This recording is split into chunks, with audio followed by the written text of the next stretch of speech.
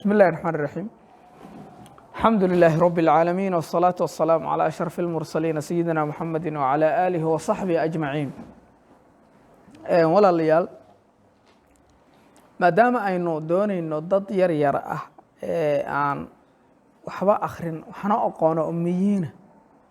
inaan ka soo saarno ummad waxna akhrida waxna qorta dadka noocaasna aynu diinta ku shubno aad bay u adagta marka insha allahu tacaala meelo mulaaxadaad dhowra baan isdul taagayaa aan rabaa inaan barbaraarujiyo horta ilmaha farbarka xaggiisa iyo hikaayadda waxa loo yaqaano ilmaha markii lagu keeno asagoo aan waxba aqoon khaliyudiin asagoo ah iyo in lagu keeno asagoo wax soo burbursaday labadaasaynu u kala qaadaynaa ilmaha markii lagu keeno asagoo wax soo dhigtay aan hormarin ayadaana dhib badan ilmaha qur'aanka wuu yaqaanaa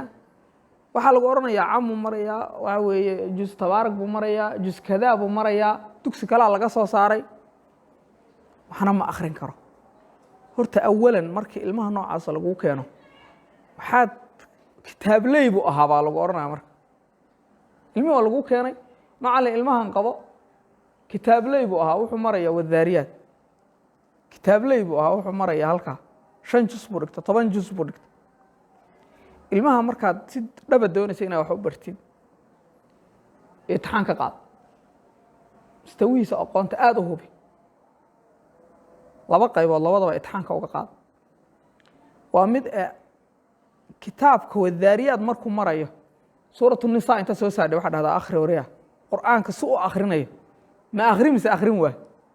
hadduu akhrin waayo o dhaho ma gaarin halkan farta ma yaqaano waxna ma akhrin karo hab akhris ma yaqaano ilmaha waxaa uga talagelaysaa ilmo cusuba hadda lagu keenayo kale qur'aanku ku yidhi waan soo bartay wadaariyaad buu marayey waryaa ma xifdisan tahay wadaariyaad inta ka hooseysa mise ma xifdisanid hadduu ku dhaho ma xifdisani waa waddo gaar ahoo qur'aan ma yaqaanayaan ma xifdisanid soo maaha wadaariyaad wuxuu ka hooseeyey waa waddo gaar ahoo asna waxa weeye qur'aan ma xifdisanaa soo ma ahan ma yaqaan oo kale booskeeda gasho usoo bilo qur'aan waan xifdisanahay buu ku yidhi ilaa aad ka dhegaysatid wadaariyaad iyo qul acuudu birabbi naas inta u dhaxaysa weliba adigu si saxa uga dhegaysato qur'aanka laha usii waday qur'aankii warka wad baa tiri wuu waday markuu waday wax yar uu socday wadaariyaad 20 meelood buu khalday wuu socday oo khada cad ku dhacay oo aan laga sixi karayn ku soco dheh suuraddii ku xigtay buu galay 15 meelood buu khalday tii ku xigtay buu galay 30 meelood buu khalday tii ku xigtay buu galay 50 meelood buu khalday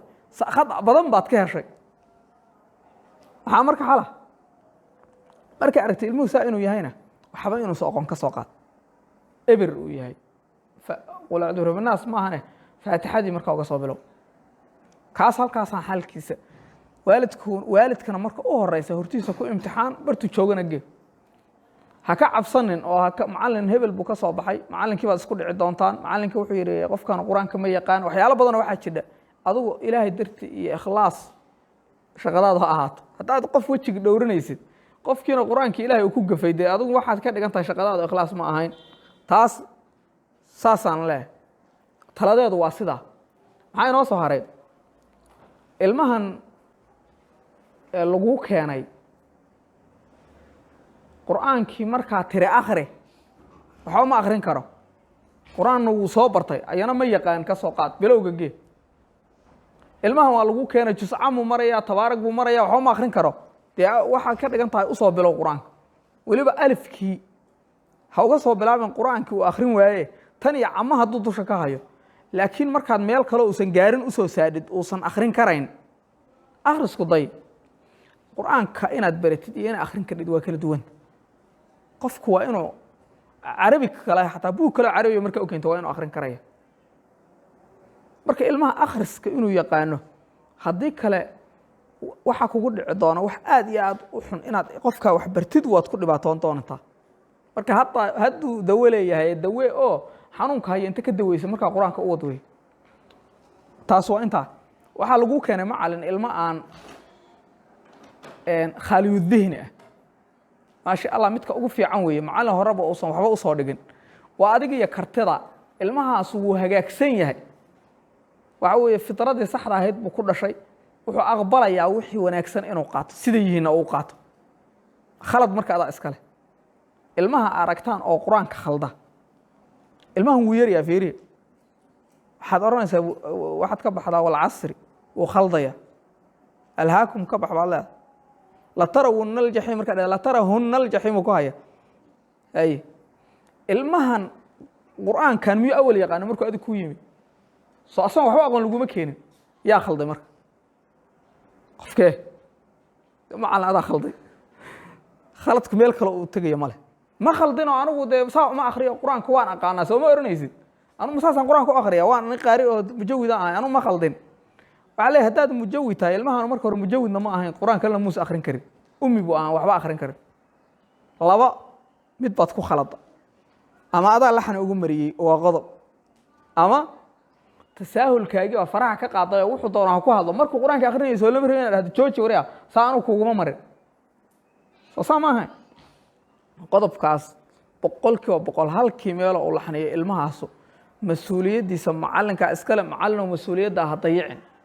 hal meela inuu khaldana dulqaad ha u yeelan ilmuhu waxyaalaha khaladkaayoo la gala waxaa ka mid ah ardaygii waa kan taagan waa kaa qur-aanka laxninaya wuu u saxaya latarawunna aljaxiima waryaa latarawunna aljaxiima dheh markaasuu yidhi latarawunna aljaxiima ma u saxda marka mise waa khalad hadda inaa u saxda adigu haysataa soo ma ahan waxba umaada sixin wey jawaabtu waxaa u saxday ma jiraan see baana ugu sixin waaba u sheegay hadda kelmadda aad ku tiri kaa daba yiri laakiin hadda markuu baxo sidiisa hor u haysta maxaa xala marka ilmaha laxni buu leeyahay macallimiinta inta badan waxay yidhaha laxniga waa ka goyn waaye waad ka goyn weyday saa uga goyn lahayd maadan samayn see uga goyn karaysaa suuraddan alhaakum buu meel khalday haa waa inaad arrin weyn ka dhigtaa meel baa saa akhri soo maaha suuraddoo dhan baan kuusoo bilaabaya halkaa fadhiisaad leh marka arrintii arrin weyn bay ku noqonaysaa ilmihii macallin waa aqaana may oqood ama ha oqoon arrintii arrin weyn baad ka dhigaysaa musxafkana waad calaamadaynaysaa meeshu khaldiyey qalinkan laga tirtiri karo sidiisa ilmuhu waxyaalaha muhimka markaa wax baraysaan kow iltizaamu aalib bimusxafin waaxid weligiin iska jira hal musxaf ilmaha qur-aanka bilow ilaa dhammaad hal musxaf waa inuu leeyahy oo qur-aanka ku xafiday musxafkaa weligii meeshu khalday dukurayaad baa jira waxaa jiraya xisaab asbuucla ah asbuucan waa xisaabinaysaa meel kasta oo aad aragtay inuu laxninayo qalinkaas baa hoosta aayadda la xarafku weliba khalday hoostiisa baa saa ugu jiidaysa ma ku jiiday asbuuc markuu dhammaado qof kasta waxaad leedahay keena tartan waxaa jiraya xariiqaha kuugu yaalla lagu tartamayo xariiqaha buu kitaabta ugu taalla baa ardada ku tartan siinaysaa maalinta khamiista baa iskugu yeeraysaa keena kitaabtiina adiga 5 xariiqood baa kuugu taalla haye kaalinta koobaad waad soconaysaa naasirdiin waxaa ugu taalla 6 xariiqood ninkee sarreeya marka labadooda faraxan soo maha bas saasaad leedahay labadan marka halkaasaa ka bilaabaysa arday baa 1 xariiq ugu taalla ardayga oo mutafawiq maasha allah kaasaa loo hambalyeynaya ardada kalena waxaad leedahay saasaa u kala sarraysaan jaranjarada waa inoo asbuuca dambe marka asbuucan maxaa u diraysaa in allaale intii u xariiqnayd baad leedahay intii inii xariiqnayd inaad soo saxdaan keliyaan jumcadii khamiistaan inii diray wax kaleba inima dirin bas arday kasta meeshii yar tahayd buu la fadhinayaa 6 meelood buu wuxuu la fadhinayaa halkaa meel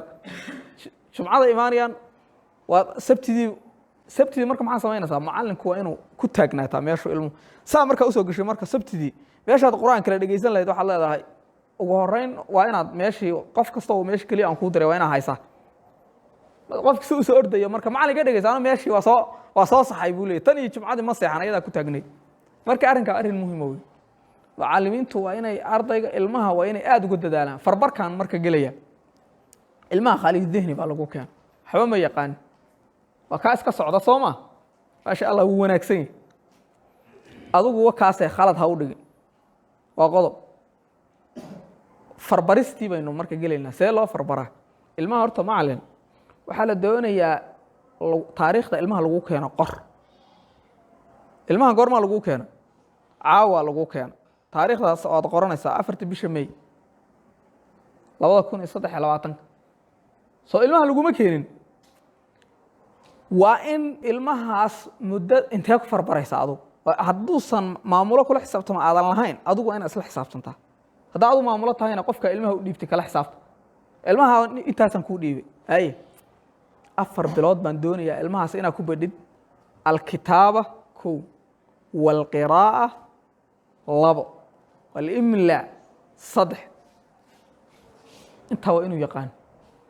4 bilood bisha soo 4 bilood markay ka soo wareegto 4 markay bisha afraad ay 4 marayso jumcaha hadday tahay khamiis hadday tahay macalinka waa sugaysaa maalin ha ku daran 5 ha ka dhigan adigu macalinka waa inaad soo gashaa macalin haye haddaa adigu naftaada keligeed ahay soo maaha adigu isla xisaabta jadwalkii waa kuu qoran bishu markay intaa tahay baa ilmahan maxaad soo saadhay niyow adigu naftaada la xisaabtan maxaad soo saadhay ilmo ciyaalkii lagu dhiibay intaas ahaan waagaas ninka hebelo lagu dhiibay waaga 40 ma badhay maya waad la dib dhacday marka ilmaha waxa lagu qorayaa liiska dadka aad la dib dhacday sidoo waxa jira dad macalinka loogu qoro liiska dadka uu la dib dhacay eedeeda marka asaga leh waatan hadda inii sheegay anagoo macallimiinta waan ku xisaabtanaa liiska dadka ay la dib dhaceen asaga u qoran macallin hebel liiska uu dadku la dib dhacay dad la dhaha jiray oo weliga u qoran marka doonaysa inaad kor u qaadid waxbarashada ilmahan 4 bilood waa muddo dheer oo lagu farbari karayo marka waxaynu u qabanay ilmihii 4 bilood 4 biloodna maxaynu baraynaa qoraalka waa inaad bartid macallin ilmaha waa inuu qori karaa wax allaale waxa dhahdo qor adigu wax allaale iyo wixii qof kale dhaha qorba waa inuu carabi u qori karaa ilmaha quraan lama baraya farti carabiga ahayd baa hadda la baraya waa qodob waana inuu garan karayaa imlaha qiraa'ada waa inuu garan karayo halkaa waxaad ku qodhay adiga macalinka iyo buug allaale buugga u soo saartid iyo warqad carabi oo meelaha ka soo qaaday hoo hebel oo akhri ardayda inaa ku tiri warqadaanaan maanta la akhrinaya mid adigu soo qodhay iyo mid meel lagu qoray intaba waa inuu akhrin karayaa ilmo marka hore aad waqtigaa soo gelis waa qodob waa inuu akhrin karayaa imlah halkaa tag adugu haye waxbaan kuu yeerinayaa qor waana midda ugu adag macallimiintuna aadka uga liitaan macallimiintii hore taas aad bay ugu wanaagsanaayeen sababta isdilaaxaad bay qofka siin jireen qofku waa inuu yaqaanaa waxa la isku dara iyo min allaahi markaa dhahday min iyo allaahida waa inuu hadduu isku xariiriyo min duunillaahi hadduu qofku imlaha marka hore isagoo qoraalka yaqaana fiiri isagoo wax qori kara buu muxuusan aqoon qaybta imlaha waa caadi min duunillaahi baa odhanaysaa qor min duunillahi marka isku wada xariirinaya kulligeed min deel buu ku daraya duuni nuunkii kalena hadduu doono alif buu ku taagaya allaahi wixii buu isku daba xariiri marka qofkaas muxuu yaqaanaa marka qofkaas maxayna odhanaynaa wuu yaqaanaa kitaabada ma yaqaana mise ma yaqaana ma yaqaana wuu yaqaanaa kitaabada maxaa ka maqan imlihii baa ka maqan dee inuu xiyeeriyo say u dhawaaqayaan uu la yimaado ma yaqaano marka taasna inay ku kala saaran yihiin marka maxaynu samaynaynaa ilmihii waa lagu dhiibay imise bilood tusaale ahaan imise bilood baad qabsatay na waa inta jadwalka nooca intee qabsatay 4 bilood soo ma 4 bilood baa lagu yidhi ilmahaas waa inuu yaqaana 4taada bilood kala qaybso bisha ugu horeysa xooga waxaa saartaa inaad alif ka barti qofka bil dhan hadda oo kaamila alifka keliya aad baraysaa sida loo qoro iyo sida loo akhriyo marka maxaan samaynaynaa ilmihii waa cusubiya waxaan leeyahay ilmahan waxaad u keentaa markii lagu keeno 2 buug u dir 2 buug oo ilmaha usoo dhiib baad leedahay waalidka hal buug maahan waa 2 buug muxuu ku kala dhiganayaa oo ku farbaranayaa bas buug waxaa la yidhaahdaa waa diftaru dars waa kii casharka uu ku qaadan lahaa alif baad halkaa ugu qoraysaa ba ta ku qodha alifka xariiq intaa buuxi baa oranaysaa ka hooseysa alif kusoo buux haltana xariiq ba kusoo buuxta kaa waa intaa keliya inta adigu isticmaasho maahana wax kaloo loo isticmaalo lama leh casharka bes baa ku qoran iyo intaa yaroo ardaygu uu kusoo hoosta kaga soo xariiqo ama ha qurux badnayo ama ha fool xumeeyo intii taagtiisa taana wuxuu qaadanayaa shaqo guri buugga labaad maxaynu ku qoraynaa ardadan inta badan la farbarayo waa inay 2 waqti helaan ama adigu saakayda cashka u dhigaysa 2 waqti ka dhigo horta macalinka ardada farbaraya arda kale qoro ama dhigi karo haddii kale arda ma soo saaray marka waxaynu samaynaa ardada waxaa fiican si jimaaci ah oo in loo wada farbaro maxaan samaynaya marka buugga kale aan soo qaadanaya intee u dhigay alif ba ta sa intaasaa udhiga soo ma intaa markaan u dhigay buuggii labaad oo aan soo qaatay waxaan ardadii waan soo fariisinayaa mid mid alifkii aad saaka waxbay soo feegfeegaareen kii baan waxaan doonayaa inaan farta u qabto farta u qurxiyo saa gacanta farqabashaa la yidhahdaa waa inaad gacanta u qabatid kulligood hadda say u dhan yihiin waa u farqabanaysaa sabuuraddan kaaga digaya sabuuradda waxba ha u saari sabuuradda ilmaha haddaad wax u saadhid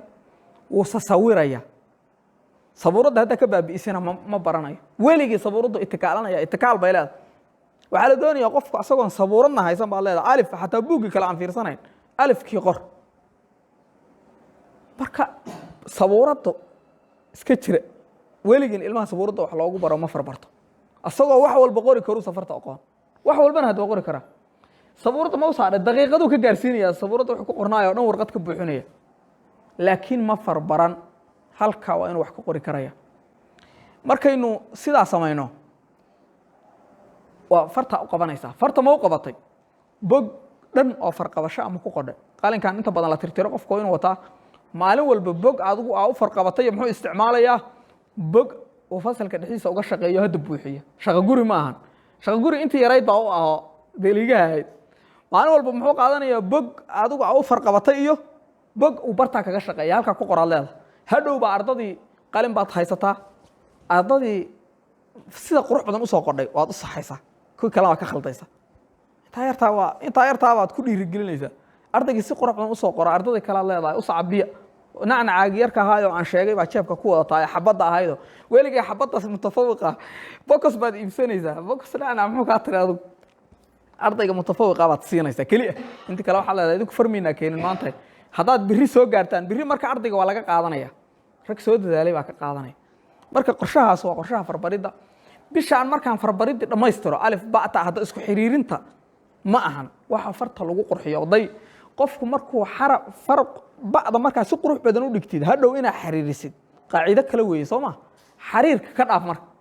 marka taa aad ay ugu soo baxaan oo farq qurux badan ay dhigaan waad u hambalyeynaysaa itixaan baad ka qaadaysaa ardada guulaysata baad waxaad siinaysaa ijaazaad maasha allah ardada way fiicanta maxay dhammaysteen maanta weliga ardada waxaad ku dhiirigelisay wuxuu haddaysa dhammaan sidooda waa laga caajizaa marka maanta maxaad dhammayseen baad leedahay alif wax ma leh alifkii baad dhammayseen haye haddana waxaynu baranaynaa xuruufta la isku xarxariiriyo marka u horeysa kala bar xuruuf ayada wax dib looga daro iyo kuwaan looga darin inay jiraan qawaacidka muhim weeye qawaacidka waa inaad badhaa waxaad baraysaa isku dardarkii baynu bilowna soo maaha xuruuf waxaa jirta ayaga in wax lagu soo daro oo mooye aan dib waxba looga darin ayaga soo ma jiraan waa kala baraysaa u kala saaraysaa intaas ayaga waxba laguma daro intaana wax kastaa lagu daraayo ka dambeeya uu kala barta bas isku dardarkii marka sidii u kala horreeyeen usoo bilow alif ku bilow wax ka bilaamada weliba sida maaragtay ay usoo kala horreeyeen in u bilowdid baa fiican isku dardarkii baad badha marka isku dardarkaas muddo fiican buu kaa doonaya isagaa ugu adag mana adka markii sidii kii hore oo kale la eego dee alifkii xuruuftii gaargaar bay u yaqaanaan laakiin hadda markaad dhahdi ba inta qodhay jiim ku dar ma garanayo si ugu dari lahaa jiimkiina gaar buu u qori karaa bacdina gaar buu u qori karaa soo ma intaas waqti bay u baahan tahay taana waqti baad gelinaysaa insha allah taa markuu ka gudbo ii dambaynaya su-aal qofkii u baahan ha qoro suusan u ilaawin hadhow taa markaa ka gudubtid maxaad raacinaysaa marka ardadii sidii oo kale isku dardarkii bay maanta baratay weli sabuurad iyo sheekadeed maadan gaarin isku dardarkii bay baratay marka isku dardarkii barato sidii oo kale xaflad u qabo u hambaliya kuwii isku dardarka kaalinta gala mutafawiqiinta ajaaza si maasha allah macnaha waxay mukaafacaadkii si waa ka gudubna waxaad leedahay haddana bisha soo socota maanta waxaynu bilaabaynaa qaybtii waxa weeye si laisku dardari lahaa wax walba way qori karaa imlaha marka inta badan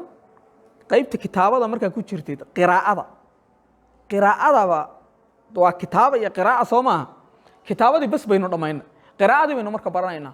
wixii aynu isku dardarnay hadda sabuuradda markaas bartaasay soo geli karaysaa waxbaad ku qoraysaa lecture dheer baad ku qoraysaa halkaa sabuuradda marka hore si yaryar baad ku bilaabaysaa akhriyaad leedahay ardayga ugu hor dhawaaqa weligaa waxaad siinaysaa brimiyo ardayga hebel baa ugu hor dhawaaqay waa lagaaga dheereeyey in lagu dhawaaqo day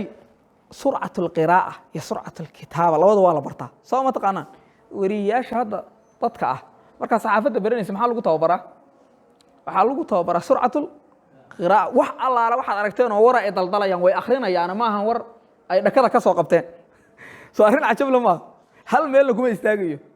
lamana ogola warka ayagoon warqad ka akhriyeen inay maartay iska malamaleeyaan oo dhacdadu saas ay ahayd waa laga soo tafatirid in la dhuuleeyo qayb ka jara marka inta badan markay akhriyaan waa artay ayagoo dhahay iga raali ah mar intay meel khaldeen marka warqad u qoran bay akhrinayaan kuma istaagayaan ardada marka day waxaad ku tababaraysaa surcatul qiraa'a waxa la yiraahdo arday hebel baa ku hor dhawaaqay kaasaad hambal marka waligood wax isku dayayaan inay hore u akhriyaan kii hor dhameeyay kii inta yar ku akhriyay saacadaas ugu fiirinaysaa waxa leedahay waa markuu casharku barto oo laba sadar uu gaaro saacada u qabanaysaa waxa leedahay kii hor dhameeyay kan hal wuxuu ku dhameeyay laba ilbiraqsi ka saddex ilbiraqsi ka waliga ka ardayga waa mutafawiqa abaalmarintiisii waa inay ku taala marka inta badan waxaynu ka gudubnay taa markay barteen ardada qiradii oo wax allaala waxa sabuurada ku qodhid ayaguna ay qoraan ayaguna waa door baasinaysa ay sabuurada wax ku qoraan waxay ayagu qoraan iyo waxa wixiiba markay aragtay inay liqayaan oo ay daqiiqado u joogeen maasha Allah xafladii waa qabatay way ka qalin jabiyeen taana waxayna saaray imlihi qof oo meel tag baa leedahay qof oo ardadii waxa weeye halka iyo jidaarka waliba intaad kala fogeynaysa waxbaan inii yeerinaya qofkii quraan rabaano waxaad u yeerinaysaa waliba daa'iman waxaad yeerinaysaa quraanka inuu noqdo fiican si ay ugu tababartaan quraanku marka aad barnaamijka dhameysid barnaamij aad u xiiso badan baa ardada uga dhigaysaa wixii ku guuleys imlaha markay aad u bartaan barnaamijka imlaha waad yeerinaysaa bas markay yeeriyaan mid baa uga saxaysaa kan wixii isku dhaxyaaciyay si wax loo qori jiray ma garan nidaamka kii soo baxo baad abaalmarin siinaysaa hadhowto kii soo baxay waxaad ku abaalmarisay baad tusaysaa saas u qoray iska siin maysid maxaa ku siisa adigu hebel waxaan u siiyay ninkan adigu waxaas isku daray taale iskuma dari jirin taata gaaba loo qori jiray waa u qoray asagu adigu uma qorin marka way u garaabayaan birina waana 10 u qaatay taa markaad samaysid oo ardaygu qiraa'ada u barto si fiican taana maxaa ku haray markaa waxa ku haray istilaaxaat al-mushaf markaas aad leedahay qof walba kitaab quraan soo qaado qof walba maxaa leedahay dadkeen waxay yiraahdaan inta badan quraanka ardada inaan quraan ba loogu dhigin baa fiican taas anagu tajribadaan sameynay waxa ka qiimo badan ilmuhu markuu ugu horeysa waa kitaab quraanka in loo dhiibo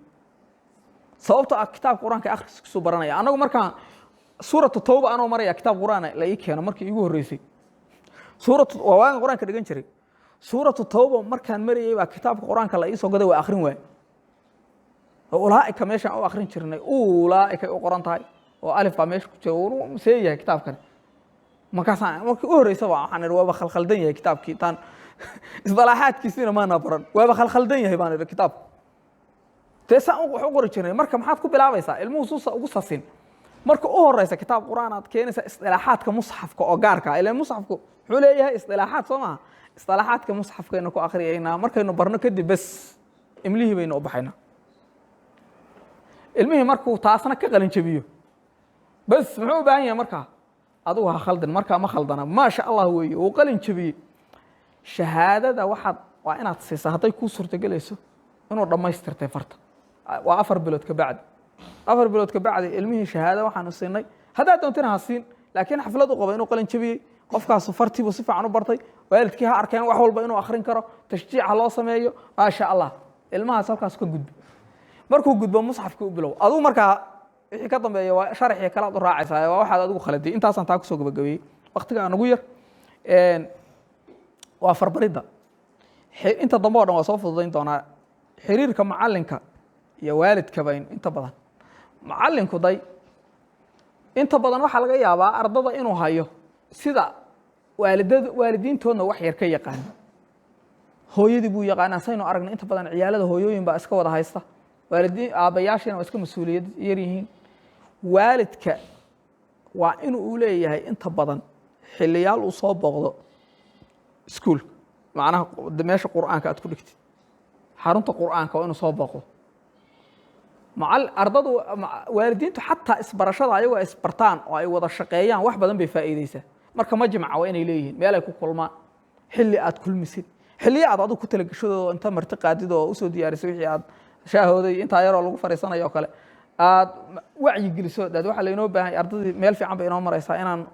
macallinku marka inta badan xiriirka weliba waxaa la yidhi uu la leeyahay waalidka waxay kor u qaadaysaa ilmaha waxbarashadiisa ilmaha waa inaad dhahdaa ilmihii halkaasu maraya saasuu yahay adiguna la soco guriga ku jirab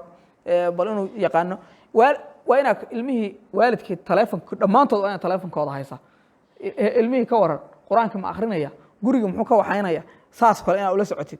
marka ilmuhu weliga wuxuu u qabaa oo isdareemaya guriga wuxuu ka samaynayo macallinka inuu la socdo midda kale guriga hadduu ilmuhu waxyaalaha xunxun ku sameeyo waalidku inuu kula soo socodsiin karaa waalidka inta badan waa in aad wax xiriirka ina ka dhexeeya xiriir wanaagsan u yahay ma suurtageli kardho intaad waalidka isku dhacsantihi inaad ilmihii qur-aanka u dhigtid suurtagalba ma waana aragnay qof odhanaya waxa weeye macallinka ma wada hadalno see u dhici kardhaa inuu qur-aanka kuugu dhigo marka macallinku waa inuu noqdo qof dee asagu dabeecad wanaagsan oo soo jiita waalidkii oo dugsiga kusoo xidha oo wax badan oo wanaaga u samayn karaya marka xiriirka waalidka iyo macallimiinta waxaa laga yaaba macallinku inuu ilma iska hayo waalidkina uusa aqoon taas waxay keenaysaa ilmuhu marka tan hore waxay keenaysaa ilmaha inaad mar walba gacanta kusii haysid oo diintii usii gudbisid oo aad awood u leedahay ilmihii inaad dhahda kitaabkan geynaya waxaan geenayaa macadka waalidka xiriir ma liidin soo maha ilmihii markuu qur-aanka dhameeyey waxaad kala hadlaysaa waajibaadkaagina waa kuu oofiyey bas ilmihiis asagoo madax bannaan taasuna waxay dib u dhigaysaa juhdigaagii diiniga ahaayoo adigu aad soo waday aaway ilmihiisa intuu foota jirtaa iskuulka la geeyey ma khasaarta mise waa faa'iida adu marka waay juhdigaagii soo ma khasaarin taana looma baahnayn waxaan taa intaasaan u gudbaya xiriirka waalidkii macallinku in aad u wacan yahay muhim bay tahay doorka macallinka iyo fiiga macallinka iyo kharashka uu qaado aad bay saameyn ugu yeelataa ardada marka macallinow arrin dhib ma leh si jimaaci ardada inaad dhahdid bishii way dhammaatay lacagii hala keeno dhib ma leh ardadii marka waxaa jirta arday waalidka waxaan aad u ognahay gurigii baa laga soo cadaadinaya hooyo lacagta isii markuu yidhaah bay leedahay war lacagna ku siin maayo soco ma lacag baan uga hayaa tag wariyaa dugsiga aad bay kusoo tiri adigiina markuu irdka ka soo galay baa tiri wariyaa lacagta ma wadaa may tag ay soo aadana lacagta ii keen ilmahaasu marka xaq maxaa ku adee dugsiga inuu ka tago xaq ma tahay dee waa xaq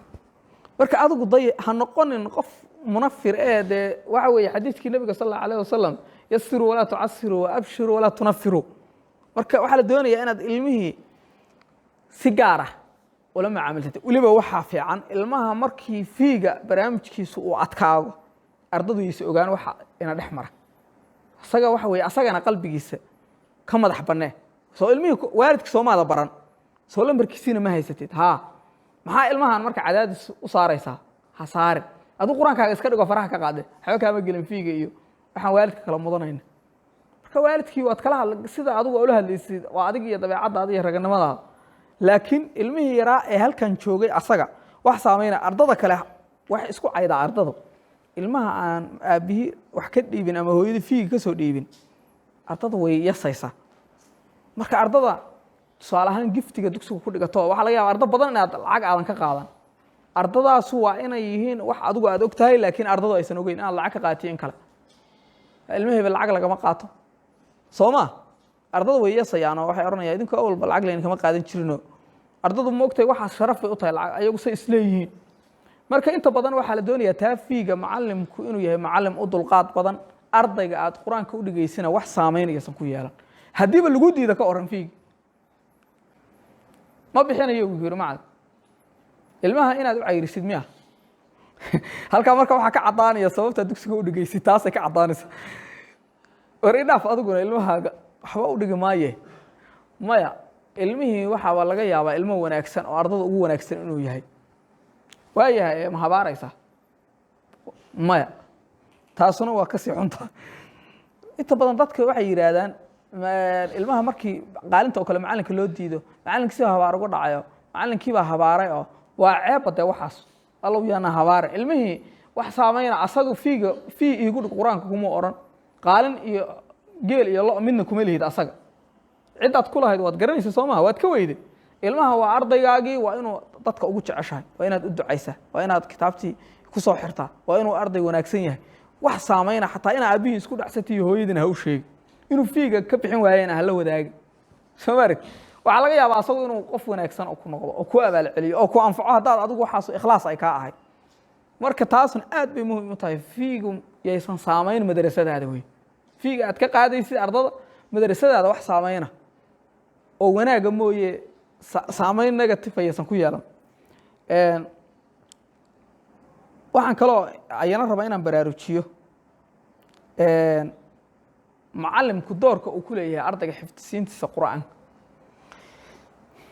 ardayga qur'aanka waad u marisay laba door baa jira ardayga waa kan qur'aankii baa u maris boggaasaad u maris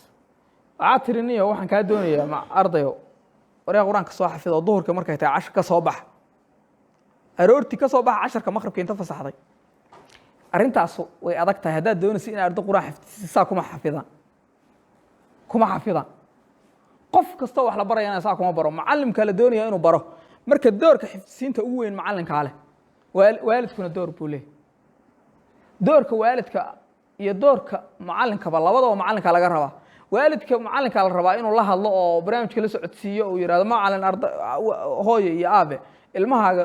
qur-aanku waa inuu habeenka akhriyo waa inuu xafido waa inaan waxyaalaha ciyaalka waktiga looga rido oo filimaanta iyo qalbi wareerka ku rido aan la daawadsiin barnaamijka adaa lagaa rabay adiga doorkaaga ardadu cashar baad u maraysa bog qur-aanaad siisa waxaad tiri orda soo xafida haddaad sidaas tahay weligaa ha ka yaabin inay ardada qur-aanka xafido maxaad samaynaysaa marka waa inuu jiraa wakti ka baxsan xilliga dugsiga laakiin ardada qur-aanka aa xifdisiisi oo waktigaas muxuu noqon karaya ardadii galabta markaa fasaxdid caawa masaajidka igu kaalay waad leedahay meeshii meel ka baxsan masaajidka markay kugu yimaadaan qof walba boga qur-aana ma laha waxaad leedahay kuu ku adag yahay halkaa soo fariisa anaa u marinaya kii kalewna waa inaad qur-aanka hadda ka baxno haddaan ka baxaynaa waa leena qof aan ka bixin masaajidka caawa ka bixi maayo qur-aanka dusha aan kahay marka arday walba halkaas fadhiisanaya marka maxaad samaynaysaa kii qur'aanka ka baxa waan fasaxayaa baad leedahay gebigiisaba haddaan fasaxaya iridku ka baxaya galabtay marka kusoo talagelayaan intaysan caawa kuugu imaanbu mid walba wuxuu leeyahay si loo fasaxu rabaa soo ma waajibna ma aha in caawa masaajidka joogaan saa adigu waxaad leedahay inay halkan joogtaan waajib maahan haddaad doonto meesha masaajidka ma ahane waa dugsigii laakiin maxaad odhanaysaa galabta soo cashar maada siin waxaad leedahay galabta markaa fasaxaysa dhegeysta bogga qur-aanka ma ku siiyey caawa markaa maqribkii la tukaday dugsiga igu kaalaya kulligiin intiina qur-aanka xafidaysa waa timaadeen waxaad leedahay ardaygii qur-aanka ka baxa waan fasaxaya wabilficlina fasax markuu ka baxo taas waa haddii aadan casharku hameenkii dugsigu caadi kugu jirin oo waxaa jira macallimiin caadi ardada hameenkii usoo celiya soo maahan haddaad leedahay hameenkii soo celin kaba si fiican ayada waxaad leedahay dee waan fasaxaya adaa meesha ka baxaysa marka waxaaba awoodaa inaad dhahdid muraajacada hormari kabacdi muraajacada ee ardada waa inay hameenkii yeeshaan soo maaha muraajacadaad hormarinaysaa markaad muraajacada ka dhammaataan yaad leedahay haye waa casharkii maanta kii qof walowba kii ka hor baxaan fasaxaya kii ka hor baxa waan fasaxaya kii hadda ka baxana waan fasaxaya haddaa marka miduu ka baxaya waa fasaxaysaa markay arkaan mid inaad fasaxdo iska tegey galabta maxay ku xisaabtamayaan marka hore waa u sheegaysaa waxaad leedahay waa usii qashaysaa waxaad leedahay galabta qofkii casharka soo xafida caawa qofka horeeyo qofkii ugu horeeyo ardadan fasaxu noqon doonaya marka galabtay maxay samaynayaan markay kubad aadi lahaayeen bi masaajidka intuu tagu diyaarsanaya ardadu waxay ka jecel yihiin inay fasax iyo firi helaan lama arko taa marka inta badan macallimku hadduu saa samayn ana waajibaadkaga ilaashanaya aroortiina qur-aanka ina ka aqaana ma jirto mid inta badan macallimiintu ku dib dhacaan baa jirta ardayga qur-aanku ka bixi waayey ardayga qur-aan ka soo bax baa tiri wuu ka bixi waayey iska fadhiisaa tiri wuu fadhiis maxaa samaynaysaa marka dugsigiina waa ku sugaya iskuulkii oras ka tag baa oranaysaa marka xoogaa camaa joojis ore oras ka tag marka oras ka tag de waa suu rabay wuu iska tegaya qofkaasu marka day inta badan noloshu ka dhacaya maxaa la doonaya marka ardaygii in aas xuduudan qur'aanka xuduud ka fogood kala xisaabtanta ay jirto haddaad isku qabsataan halkii saac oo dugsiga iyo u qaybsanaa halka saaci barbaa soo maa meel ka fog waa inaad isku haysataan ardayga oo waa xaggee caawaba qofaan qur-aanka ka bixinaa fasixi caawaba iskuulba intaan la isla gaarin waagu ha kugu baryo hambarka ha kugu gaaro meeshaas ay seexdeenoo qayb ku xiro uga tag hadday gaadho sabab dee waaye haddaad iskula tagtaan aroortii halka saac kii ka bixi waaya maxaa samaynaysaa marka soo fasixi maysa iskuulkana ku daba socdaa isagoo xifdisanayn soo ma tegin baleenkii wax ku wada uu ka khaldamaya galabta markuu yimaado galabta muraajaca iyo wax kale kuugu jiray ma quraankii horaa ka soo dhageysanaysaa mise muraajacadii baad aadaysaa meel aad ma taqaanid marka wixii jadwalkii oo dhan ka khaldan marka waxaan inta badan la sameeyaa ardayga meesha aad quraanka ka dhageysigiisa iyo meel ka fog waa inaad isku haysataan oo halka aad ku soo dirirtaan oo waxaad kala qaadan lahaydeen kala qaadataan markaan casharka asagoo yaqaano aad hubtid waa inuu kuugu yimaado halkan taana intaasaan uga gudbayaa kuma sii dheeraan karo waqti baan ahayn waxaan ka hadlayaa marka habka ciqaabta ardada macallimiinta ay isticmaalaan horta macallin ciqaabta hab ciqaabeedka ardada macallin bas buu isticmaala macallinka waa dilaa baa la dhahaa macallin ardada laayaa jira horta kulligeen waxa waajib inagu ah inaynaa dhaafin inta sharcigu inoo fasaxayo waana inta waalidka loo fasaxayo waalidkuna inuu kuu fasaxa maaha fasaxna ugama baahnin inta badan anigu waalidiin xilli aan dugsi qabtay waalidiin badan baa markay kuu keenaan ilmaha waalidiinta Soomaalida waxay ku oranayaan macallin fasax baad u qabtaa ilmahaas dil waxa weeye lafna ha ka jabin dhammaan wax qof walba waxaan ku iraadaa wax fasaxa kaagama baahna weligaa ay fasax ilmaha ma ii dhiibtay inaan quraanka u dhigo haa wax fasaxo adiga aan kaaga baahnahay dilkiisa ma jiro hadduu waalidku kuu fasaxo waa yahay macallimiin ay xalaal ma ku noqonaya ilmaha inaad dishid yaa waa maya waalidku ilmaha dhalay waxa laga yaabaa inaad badankiina waalidiintihiin ilmaha adigu aad dhashay inaad dishid oo aad ciqaabtid intee ku banaan inta kutubta inoo sheegaysa waa intee markaynu si caadi ah hadda aynu u dhaxgalno ilmaha markii lagu dhaho 7 jir ku garaac markii hadda ay ka hadlayeen oo kale maxaad ku dhufanaysaa darban waa garaacista yartaayo dumarka baa la garaac liire dhangad yare xanuun laakiin samayn karaysa jirkiisana aan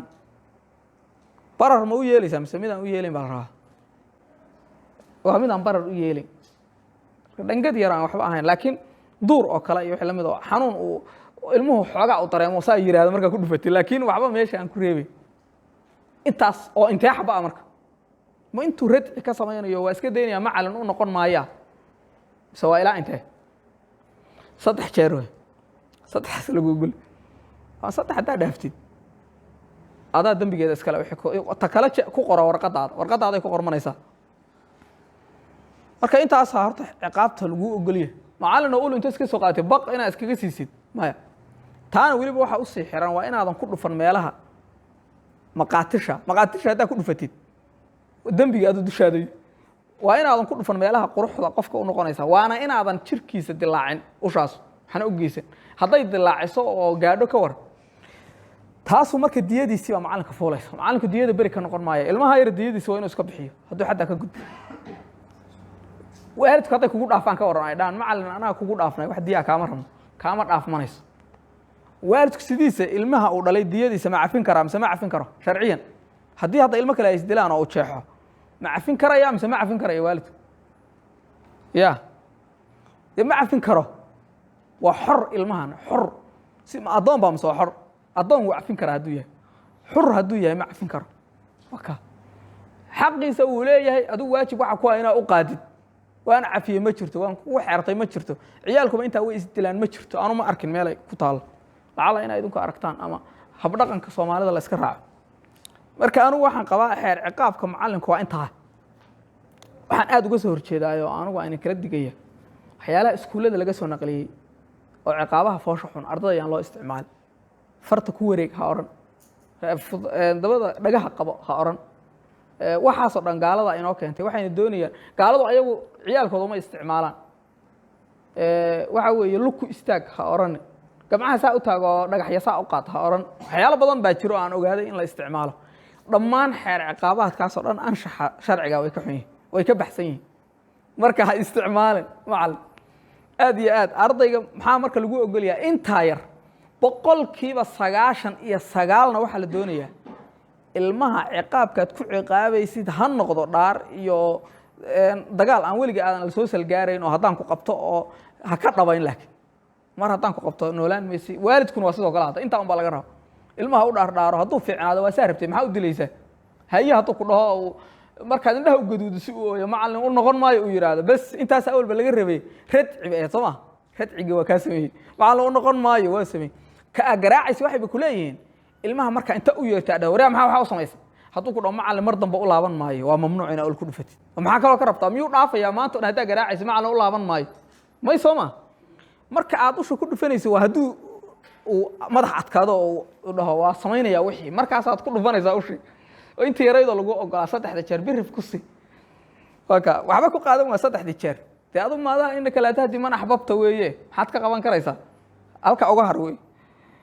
xeer ciqaabeedka waxyaalaha kale xataa waxa dhaama dugsigu aad ku xidhid iyo asagoo aad maartay tajwiicuna hadda lama ogola iyada inaad gaajaysiisay ilmihiisa asagoo quraacan saaka guriga ku xirato dhaadid saaka quraacan mees taa adigu xaq uma leeyahay xuquuqda macallin oo lahayn kuma jirto ka daa'iman taa iska ilaali ilmaha asagoo gaajaysan meesha inaad ku xirtid waalidkana uma banaana adna kuma banaana haddii la gaajaysiin karo ilaahay baa oran lahaa soon niyow marka waxa ilaahay ba ka saaray adigu haddaad gaajaysiisid waxaan aaminsanahay ciqaab weyn inay tahay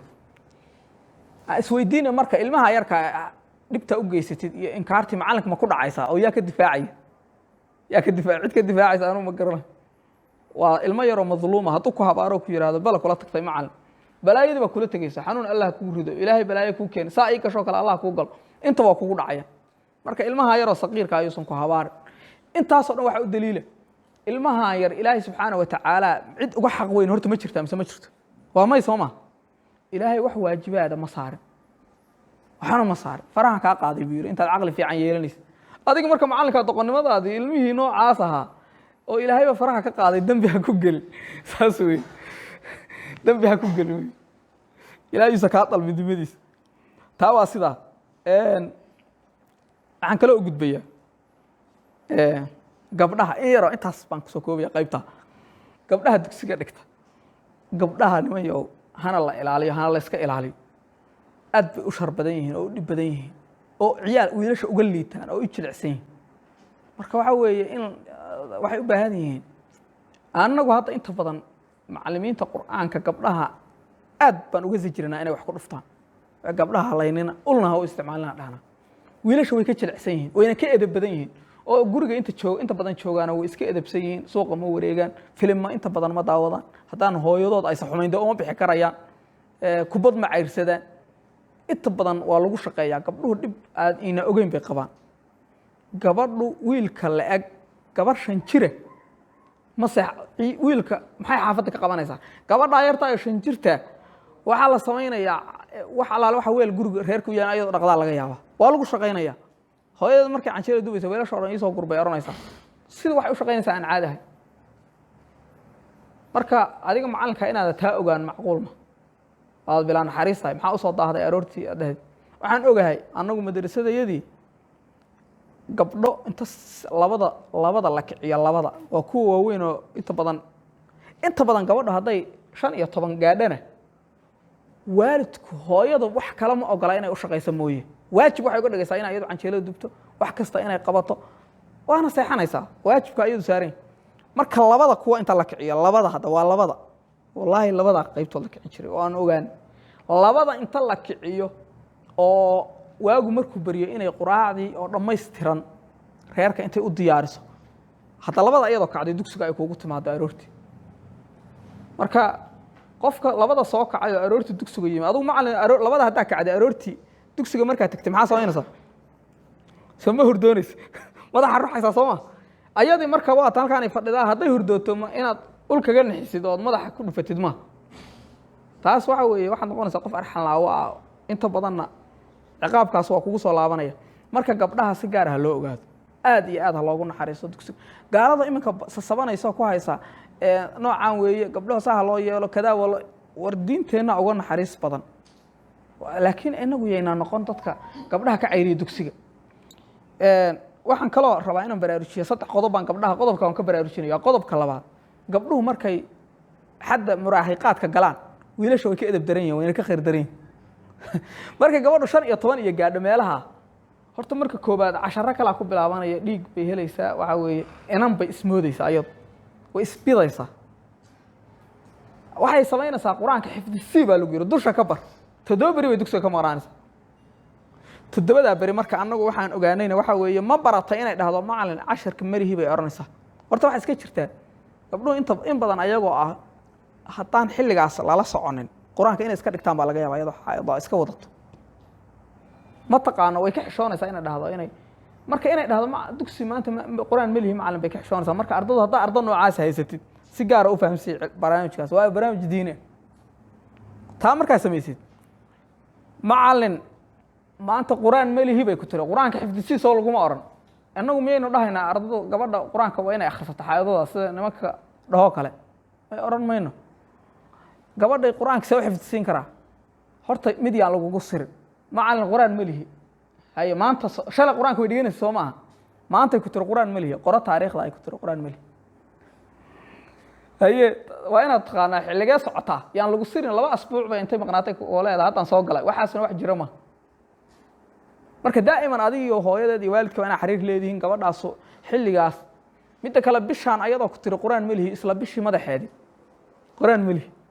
bishii laftigeeda dhexdeedii taana ma jirto iska ilaali marka taa daa'iman waa in lagu baraarugsanaado qodobkaasna waxaan leeyahay gabdhaha noocaas qur-aanka see loo xifdisiin karaa marka waa aad bay u adagta 7 beri waxay soo dhaaftay waxay noqonaysaa inaad dib ula socotid qodobka labaad oo isla gabdhahan raba inaan ka baraarujiyo waxaa ka mid ah macallin gabdha inamaaba qur-aanka dugsiga ku jira 100% iska ilaali waa fitno badan baa ku sugan gabdhahaas waxaa iska ilaalisaa inaad xiriir la yeelatid taleefanadooda inaad qoratid whatsappka inaad kala xiriirtid mar haddaad gabadha qur-aan u dhigtid wax xiriira inayna yeelan dugsiga qur-aanka hadday ka bixi weydo kuwa ugu horeeya fasaxda ku dar kuwa ugu horeeya ha reebi kuwa yararka gabdhuhu dadka badan gabadhaas qur-aan ka bixi weyday dugsiga ka dambaysa aad iyo aad iskaga ilaali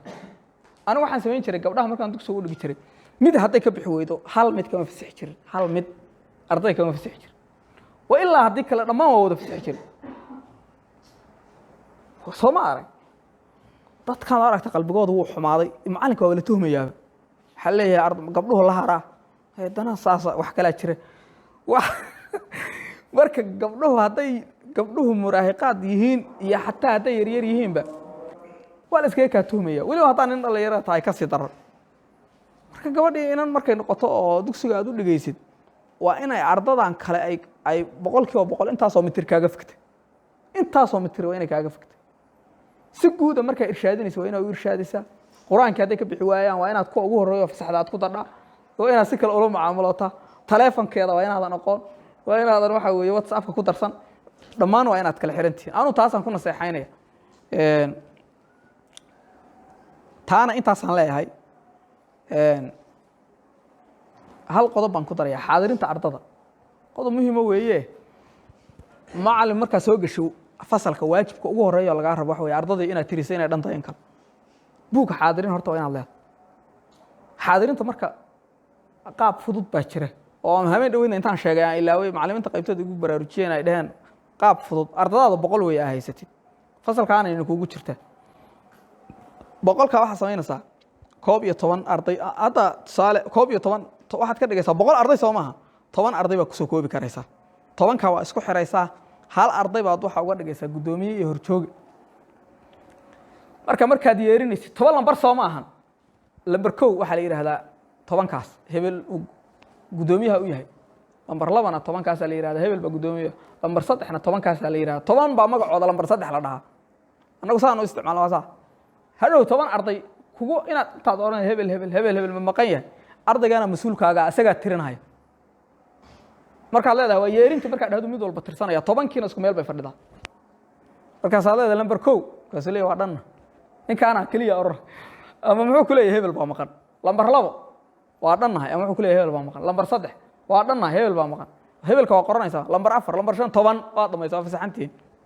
ama quraanka iyo hawshaada kala wado meeshaad 100 arday ka yeerin lahayd salaada oo kale anagu saasaan salaada 5 salaadoodba waa xaadirina dhalinyarada aan hayno oo kale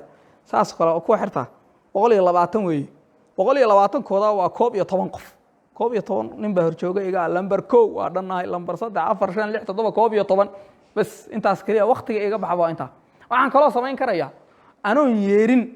oo aan lambar 1 iyo lambar 3 midna oran 11 koodii baan leeyahay waxa maqan ii soo gudbiya 11ka mid iigu iimaanaya anagu waa dhannahay lambar 1 baan ahay anagu waa dhannahay lambar 2 baan ahay waa dhannahay lambar 4 baan ahay waa dhannahay lambar 5 baa buugayga waan ku asaxanaya daa'iman marka waxaan leeyahay jadwal ardada asbuuca maqnaatay iyo bisha bishaan intuu celiska ardaygu intuu gooyey bishaan waa inay kuu qoran bal sanadkan 12 biloodba intuu dugsiga gooyey ardaygu inuu macalinku u haya markuu ku dhaho waalidku macalin ilmuhu see dugsigu ku yahay ma googoysba waa googoys oo baraka male intaad oran lahayd ha oran ilma intuu googoys inuu yahay in kala miyaa rabtaa ha igu ima dugsiga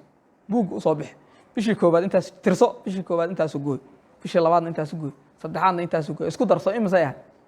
asaga madaxa qabanaya 12 bilood wuxuu gooyay 15 jeer marka la soco marka macalinku inta badan waxa la doonayaa inuu barnaamijka isticmaalo qaybta intaasan ku gabagabeynaya insha Allah taala aad iyo aad baad mahadsantiin ilaahay subhanahu wa taala inagu anfaco